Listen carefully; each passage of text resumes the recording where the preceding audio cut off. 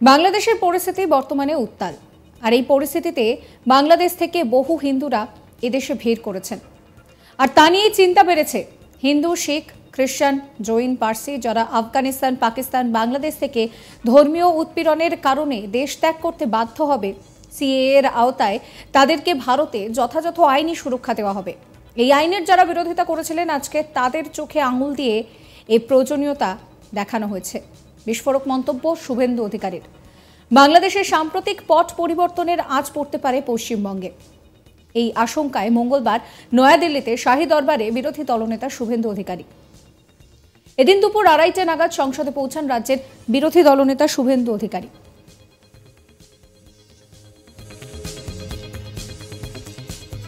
স্বরাষ্ট্রমন্ত্রী এবং বিজেপির সভাপতি ও কেন্দ্রীয় স্বাস্থ্যমন্ত্রী জেপি নাড্ডার দফতরে বৈঠক হয়। দলীয় সূত্রে দাবি, এদিন নয়াদিল্লিতে তিনি সাক্ষাৎ করেন আরও কয়েকজন কেন্দ্রীয় নেতৃত্বের সঙ্গে। তারপর বুধবার শুভেন্দু অধিকারী সাংবাদিকদের মুখোমুখি হয়ে বলেন যে, আমি উদ্বেগ নিয়ে এসেছিলাম। আমার কথা শোনার পর স্বরাষ্ট্রমন্ত্রী আমাকে আশ্বস্ত করেছেন ভারত সরকার বিশেষ ব্যবস্থা নিচ্ছে বলেও আমাকে জানানো হয়েছে। যারা আজকে সিএএ কতটা প্রাসঙ্গিক, 2024 সালের 6ই মার্চ সিএএ কার্যকর হয়। হিন্দু, শিখ, খ্রিস্টান, জৈন, পার্সি যারা আফগানিস্তান, পাকিস্তান, বাংলাদেশ থেকে ধর্মীয় উৎপীড়নের কারণে দেশ ত্যাগ করতে বাধ্য হয়েছিলেন, তাদেরকে সিএএ এর মাধ্যমে আইনি সুরক্ষা দেওয়া হবে। এর বিরোধিতা যারা করেছেন তাদেরকে চোখে আঙুল দিয়ে এই আইনের কতটা প্রয়োজনীয়তা রয়েছে তা দেখানো হলো। কি বলছেন শুভেন্দু অধিকারী, শোনাবো। অবিলম্বে উদ্যোগ গ্রহণ করে সেই আবেদন নিয়ে গেছিলাম। দ্বিতীয় লাইনে আমি বলেছি, তিনি আমাকে আশ্বস্ত করেছেন প্রধানমন্ত্রীর নেতৃত্বে ভারত সরকার এবং সর্বদলীয় মিটিং করে তারা এই বিষয়ে যথাযথ ব্যবস্থা গ্রহণ করছেন এবং করবেন।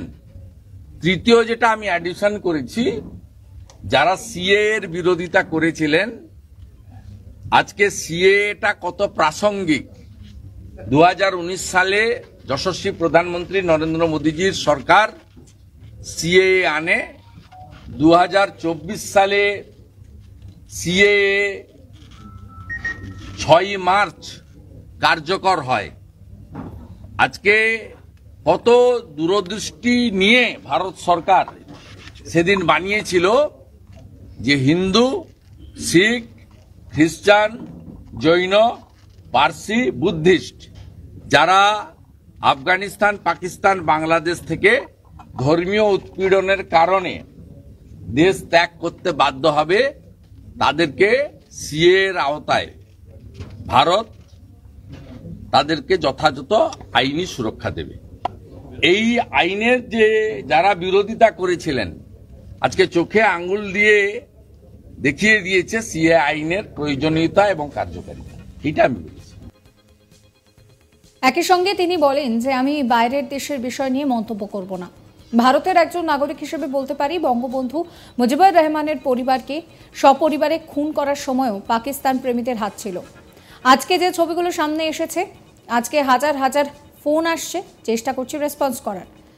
তাতে এই আন্দোলন বাংলাদেশের স্বৈরতন্ত্রকে সরানো বা গণতন্ত্রকে প্রতিষ্ঠা করা বা ছাত্র আন্দোলন নয়।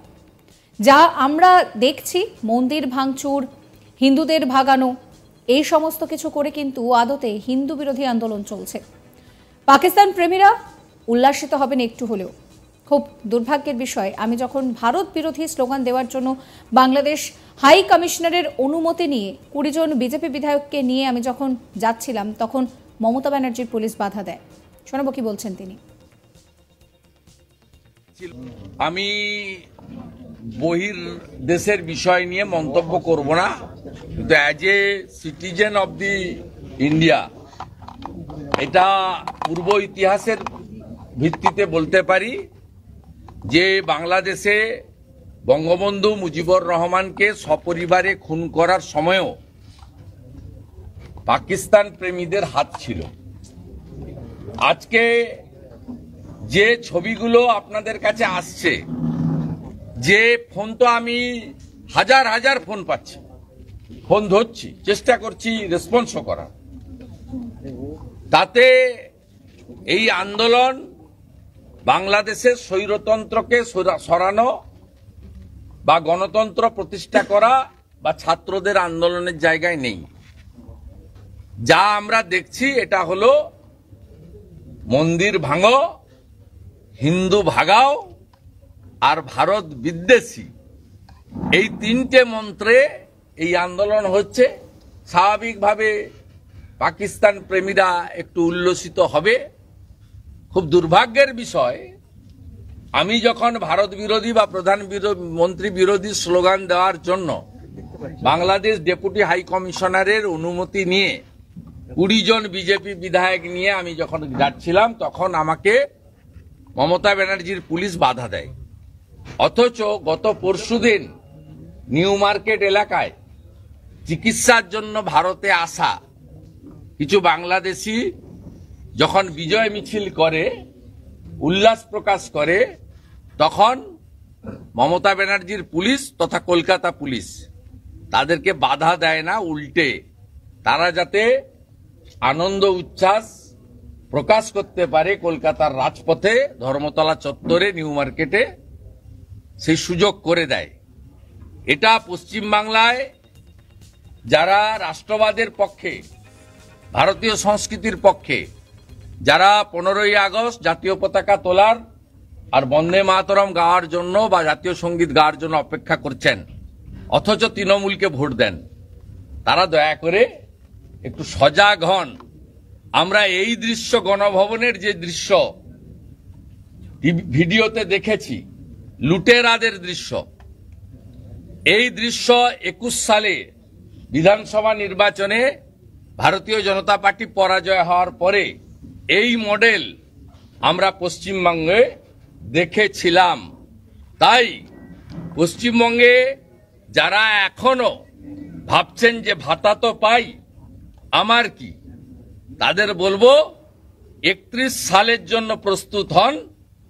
যদি আপনারা এখনো সজাগ না হন, আরেকটা সুরাবর্দির হাতে এই বাংলাও যাবে। এই পরিস্থিতিতে বাংলাদেশের যে অশান্তির পরিস্থিতি তৈরি হয়েছিল, সেই নিয়ে এর আগে শুভেন্দু অধিকারী কি বলেছিলেন শোনাবো। আপনারা প্রস্তুত থাকুন। 1 কোটি শরণার্থী পশ্চিমবঙ্গে আসছে। বাংলাদেশে হিন্দু কতল চলছে। রংপুরের কাউন্সিলর, নগর পরিষদের হারাধন নায়ক, তাকে খুন করা হয়েছে। সিরাজগঞ্জে 13 জন পুলিশ খুন হয়েছে থানার মধ্যে, 9 জন হিন্দু। নোয়াখালীতে হিন্দু বাড়ি পোড়ানো হয়েছে। সাবস্ক্রাইব করবেন আজ তাক বাংলার ইউটিউব চ্যানেলকে, ফলো করবেন হোয়াটসঅ্যাপ চ্যানেলও।